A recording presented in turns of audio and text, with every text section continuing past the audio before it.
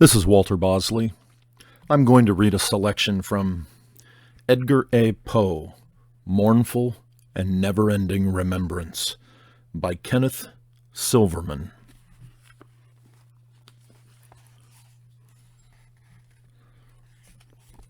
Old Point Comfort, Norfolk, Richmond, Death and Burial in Baltimore.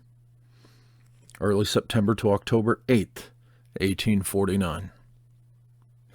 Poe spent nearly 4 more weeks in Richmond in September, moving from the Swan Tavern to similarly inexpensive lodgings at the Madison House. Early in the month, he traveled to Norfolk to repeat his lecture on the poetic principle, first spending several days at Old Point Comfort, an hour away by steamer. The popular resort offered delightful bathing, fishing, sailing, and dancing in the balmy off-season, as well as walks along the massive battlements of Fortress Monroe, on the tip of the point, with its several bastions and 300 mounted cannon. Poe seems to have stayed there as the guest of some Norfolk friends, but his side trip may have also been prompted by nostalgia. As Army recruit Edgar A. Perry, he had once disembarked at the fortress and been promoted there on New Year's Day to the rank of regimental sergeant major. Poe passed at least one evening near the fort, on the moonlit veranda of the ample old Hygeia Hotel facing the ocean. Here he recited The Raven, Annabel Lee, Ulalume, and other poems to a great group of adolescent girls in white dresses, among them Susan Ingram, the niece of his hosts.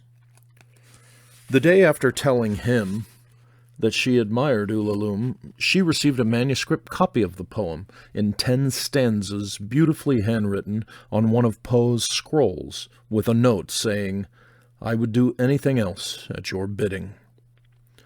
The young woman apparently appealed to him, for he also commented on her fondness for orris root, whose violet-like odor clung to her clothing. He told her he enjoyed it also, and that it made him think of Fanny Allen. Quoting, "Whenever the bureau drawers in her room were opened, there came from them a whiff of orris root," he said, "and ever since, when I smell it, I go back to the time when I was a little boy, and it brings back thoughts of my mother." End quote. From Point Comfort, Poe wrote to Muddy, telling her to prepare for a possible move. "Hold yourself in readiness as well as you can, my own darling mother."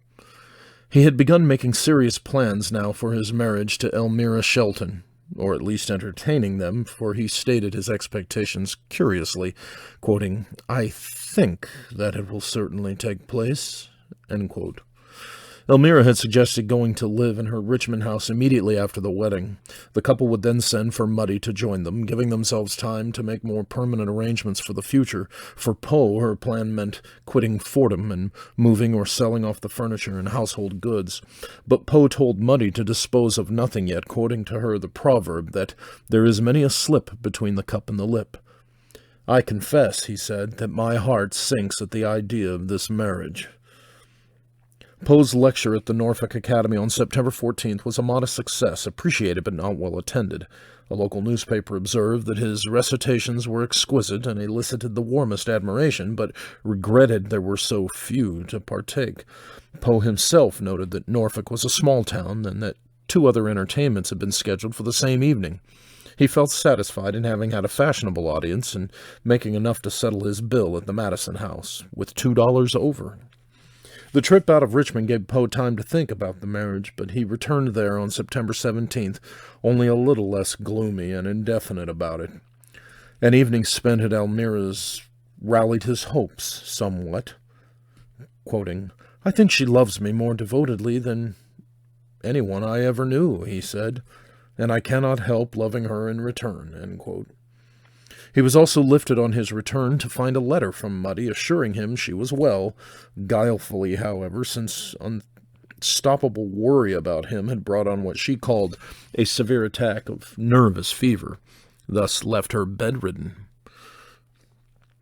He answered her letter the next day, unhappy he could not enclose some money, even $1, but offering the hope that, with his approaching marriage, "our troubles are nearly over," as he put it. Nearly was an uncertain amount, however. "Nothing is yet definitely settled," he explained. and it will not do to hurry matters. However, nagged by uncertainty, he told Muddy he would set out for New York on the 25th, going to the home of the Lewises and sending for her when he got there. "It will be better for me not to go to Fordham," he said. "Don't you think so?"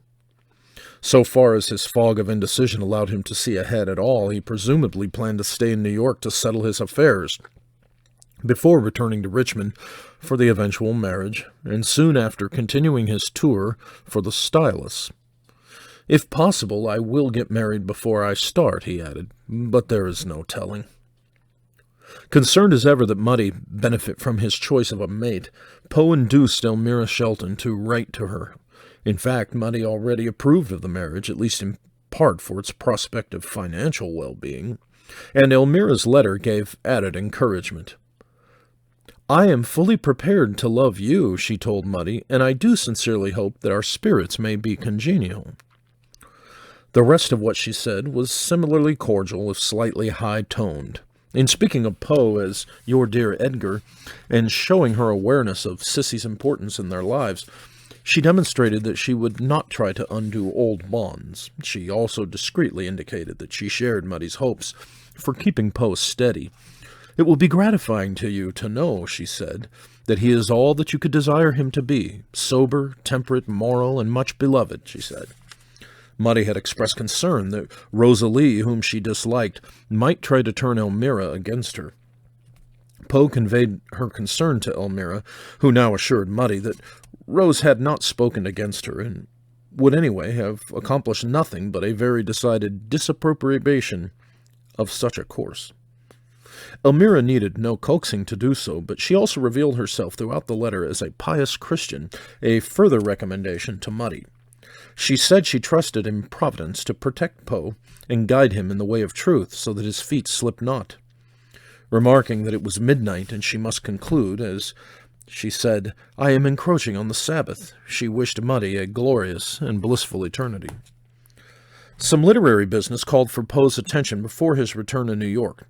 A Philadelphia piano manufacturer, nicely named John Loud, had offered him $100 to edit a volume of poems by Mrs. Loud. The task can have been only slightly less odious to Poe than his promotion of Mrs. Lewis, but he nevertheless planned to stop a few days in Philadelphia en route to do the job. He also made some arrangements with the messenger. While in Richmond, he had visited and conversed with J.R. Thompson, talking about the Stylus, reciting Tennyson and Longfellow to him. Thompson had invited him to do some writing for the magazine during his stay, but Poe's ability to work had evidently frozen again. "I am so anxious," he said, "that I cannot." Before leaving Richmond, however, he gave Thompson 5 new segments of his Marginalia and a manuscript copy of Annabel Lee, the latter probably in return for a loan of $5 to help cover travel expenses. Thompson said that he advanced Poe a small sum as well for an article to be written later. Thompson may also have paid for the new portrait taken of Poe in Richmond, likely about a week before departing. By one account, Thompson commissioned the 2 small, nearly identical pictures beforehand from a local daguerreotypist, who soon after, by coincidence, saw Poe passing in the street and called him into his studio for the sitting. The portrait does look impromptu. Poe's hair and clothing seem disheveled, the collar undone, the black cravat loosely tied, a white handkerchief thrust into the open waistcoat, its mournful black offset by a sprig of evergreen. A lover of flowers, Poe reportedly was rarely seen in Richmond without one in his buttonhole. Despite the touch of gaiety, he seems tired. His mustache is regrown from the time in Philadelphia, some 3 months earlier, when John Sartain clipped it with scissors to allay his fear that he would be recognized and murdered. On September 24, 3 days before setting off, Poe repeated his lecture on the poetic principle at the Exchange Hotel. Speaking without a manuscript, he concluded as usual by reciting The Raven. Rose and Elmira sat conspicuously in front of the platform, facing him. The audience was smaller than had been expected, but the local Times praised the boldness of his views and the melodious modulations of his voice. remarking that the audience seemed almost to hear the evil bird ominously croaking his "nevermore." On September 26th, Poe again called on Thompson, who gave him a letter for Rufus Griswold. He seemed buoyant on this day before his departure, Thompson recalled, speaking in the highest spirits of his resolves and prospects for the future. He did not leave the same impression, however, on Elmira Shelton, to whom he said goodbye that evening. He was very sad, she said, and complained of being quite sick. She took his pulse, discovered that he had fever, and felt he would not be able to start for New York. Exactly what understanding about their future now existed between them is unclear. He told Muddy he had bought a wedding ring, and others in Richmond understood they were to be married upon his return. Elmira claimed years later, however, that they were not engaged. Rather, they had what she vaguely called a partial understanding. She is also reported to have said that Poe pressed her before leaving. He entreated me to marry him. It was distressing to see how he implored me. He was the most distressed man when he parted with me that I ever saw. It may have been fever and distress that led Poe, at about 9:30 the same evening, to the office of a young physician, Dr. John Carter, whose walking stick he reportedly took by mistake. He left behind his own, together with a copy of Thomas Moore's Irish Melodies, 2 new lost objects in a list that included his valise, his lectures, and his shoe. After seeing the doctor, he reportedly had a late supper at Sadler's Restaurant, leaving at midnight. In the early morning of September 27th, a Thursday, Poe began the first leg of his return to the north, setting out from Richmond for Baltimore on the 4 a.m. steamer with a trunk containing some clothing, books, and manuscripts. No reliable evidence exists about what happened to or within Poe between that time and October 3rd, a week later, when a printer named Joseph Walker saw him at Gunner's Hall, a Baltimore tavern, strangely dressed and semi-conscious. It was election day for members of Congress, and like other local watering holes, the tavern served as a polling place. Poe seemed to Walker rather worse for the wear and in great distress. Apparently flooded with drink, he may also have been ill from exposure. Winds and soaking rains the day before had sent Baltimoreans prematurely hunting up overcoats and seeking charcoal fires for warmth. A real breeder of suicides, one newspaper called the weather, and a genuine precursor of old winter. Poe managed to tell Walker that he knew Joseph Evans Snodgrass, the Baltimore editor and physician with whom he had often corresponded while living in Philadelphia. As it happened, Walker had worked as a typesetter for Snodgrass's Saturday Visitor. He sent Snodgrass a dire note warning that Poe needed immediate assistance. When Snodgrass arrived at Gunner's Hall, he found Poe sitting in an armchair surrounded by onlookers. Poe had a look of vacant stupidity. He wore neither vest nor tie. His dingy trousers fit badly. His shirt was crumpled, his cheap hat soiled. Snodgrass thought he must be wearing cast-off clothing, having been robbed or cheated of his own. He ordered a room for Poe at the tavern where he might stay comfortably until his relatives in Baltimore could be notified. Just then, however, one of them arrived, Henry Herring, Poe's uncle by marriage, who somehow had also learned of his condition.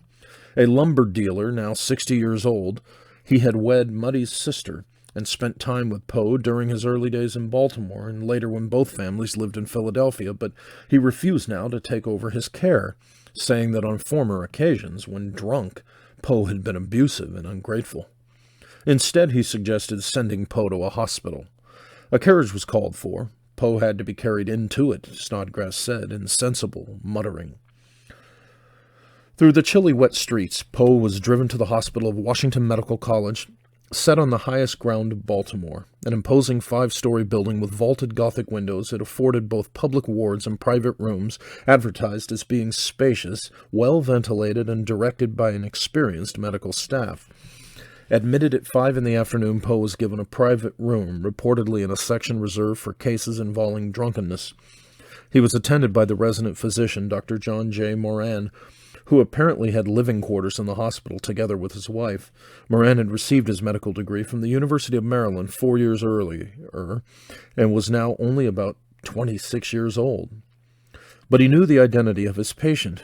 A great man, he wrote of Poe, to whose rarely gifted mind are we indebted for many of the brightest thoughts that adorn our literature. He, as well as the medical students, nurses, and other physicians, all considered Poe, he said, an object of unusual regard. According to Moran and his wife, Poe reached the hospital in a stupor, unaware of who or what had brought him there. He remained thus unconscious until 3 o'clock the next morning, when he developed a tremor of the limbs in what Moran called a busy but not violent or active delirium. His face was pale, and he was drenched in sweat. He talked constantly, Moran said, addressing spectral and imaginary objects on the walls. Apparently during Poe's delirium, his cousin Nielsen Poe came to the hospital, having been contacted by Dr. Moran. A lawyer and journalist involved in Whig politics, Nielsen was just Poe's age. In happier circumstances, Poe would not have welcomed the visit. Not only had Nielsen offered Virginia and Muddy a home apart from him, his cousin also, he believed, envied his literary reputation. Years before, he had remarked that he considered the little dog, as he called Nielsen, the bitterest enemy I have in the world. The physicians, anyway, thought it was inadvisable for Nielsen to see Poe at the moment, when he was very excitable. Nielsen sent in some changes of linen and called again the next day to find Poe's condition improved. Poe being quieted, Moran began questioning him about his family and about where he lived, but found his answers mostly incoherent. Poe did not know what had become of his trunk, or when he had left Richmond, but said he had a wife there, as Moran soon learned was untrue. He said that his degradation, as Moran characterized it, made him feel like sinking into the ground. Trying to rouse Poe's spirits, Moran told him he wished to contribute in every way to his comfort, and he hoped Poe would soon be enjoying the company of his friends. At this he broke out with much energy, Moran remembered, and said the best thing his friend could do would be to blow out his brains with a pistol. Then Poe seemed to doze, and Moran left him briefly. On returning, he found Poe violently delirious, resisting the efforts of 2 nurses to keep him in bed. From Moran's description, Poe seems to have raved a full day or more through Saturday evening, October 6th, when he began repeatedly calling out someone's name. It may have been that of a Baltimore family named Reynolds, or more likely the name of his uncle-in-law, Henry Herring. Moran later said that he sent for the Herring family, but that only one of the Herring's 2 daughters came to the hospital. Poe continued deliriously calling the name until 3 o'clock on Sunday morning. Then his condition changed. Feeble from his exertions, he seemed to rest a short time, and then, Moran reported, quietly moving his head, he said, "Lord help my poor soul," and then he expired. The cause of Poe's death remains in doubt. Moran's account of his profuse perspiration, trembling, and hallucinations indicates delirium tremens, mania a potu. Many others who had known Poe, including the professionally trained Dr. Snodgrass, also attributed his death to a lethal amount of alcohol. Moran later vigorously disputed this explanation, however, and some Baltimore newspapers gave the cause of death as congestion of the brain or cerebral inflammation. Although the terms were sometimes used euphemistically in public announcements of deaths from disgraceful causes, such as alcoholism, they may in this case have come from the hospital staff itself. According to Moran, one of its senior physicians diagnosed Poe's condition as encephalitis, a brain inflammation brought on by exposure. This explanation is consistent with the prematurely wintry weather at the time, with Snodgrass's account of Poe's partly clad condition, and with Elmira Shelton's recollection that on leaving Richmond, Poe already had a fever. Both explanations may have been correct. Poe may have become too drunk or to care about protecting himself against the wind and rain. Whatever the cause, the poet who above all others worshipped Poe also keenly sensed how much his death at the age of 40 was demanded of him. This death was almost a suicide, Charles Baudelaire remarked, a suicide prepared for a long time. Dr. Moran seems to have looked after Poe's effects and to have made many of the funeral arrangements. The trunk Poe brought with him from Richmond had become lost, containing, among other things, a manuscript copy of his lecture, a packet of letters from Elmira Shelton, and several books, including copies of his own works, marked with corrections and revisions for a new edition. Moran later claimed that he located the trunk at a hotel on Pratt Street where Poe had stayed, and turned it over to Nielsen Poe. Louis Shue believed that Poe had with him at the hospital the miniature portrait of his mother, but if so, Moran did not mention it. To conduct the funeral, Moran enlisted the Reverend W.T.D. Clem, one of Virginia's cousins. Moran's wife said that she made a shroud for Poe and helped prepare his body for burial. Their hands were placed one upon the other on the corpse, and the Reverend Clem recalled that Poe's black hair was carefully adjusted in locks around his expansive forehead. The effect satisfied Dr. Moran. Those who had previously known him, he observed, pronounced his corpse the most natural they had ever seen. With no display and little ceremony, Poe was buried on Monday afternoon, October 8, at about 4 o'clock. Some people may have viewed his corpse at the hospital, but only 8 or so went to the small Presbyterian cemetery, crowded with above-ground vaults and obelisks and the graves of many soldiers from the American Revolution and the War of 1812. Henry Herring said that he provided the mahogany coffin. Nielsen Poe paid for the hearse that transported Poe's body and for the single carriage that followed it. In addition to these two men, the carriage brought the Reverend Clem, a Baltimore lawyer named Z. Collins Lee, who had been Poe's classmate at the University of Virginia, and probably Dr. Snodgrass. At the cemetery, they met up with Poe's first cousin, Elizabeth Herring, and her husband, and Joseph Clark, one of Poe's early schoolmasters. The scattering of mourners is not surprising, for the funeral was hastily arranged and held just one day after Poe's death, before news of it even reached beyond Baltimore, without the knowledge of Poe's friends in Richmond and New York, unknown even to Elmira Shelton and to Muddy. The ceremony, scanty as well, lasted by one account no more than 3 minutes, perhaps in respect to the weather, reported to have been raw and cloudy. Poe was put into lot number 27, a family burying place near the center of the graveyard, close to the treasures of William Henry Leonard Poe and of General David Poe.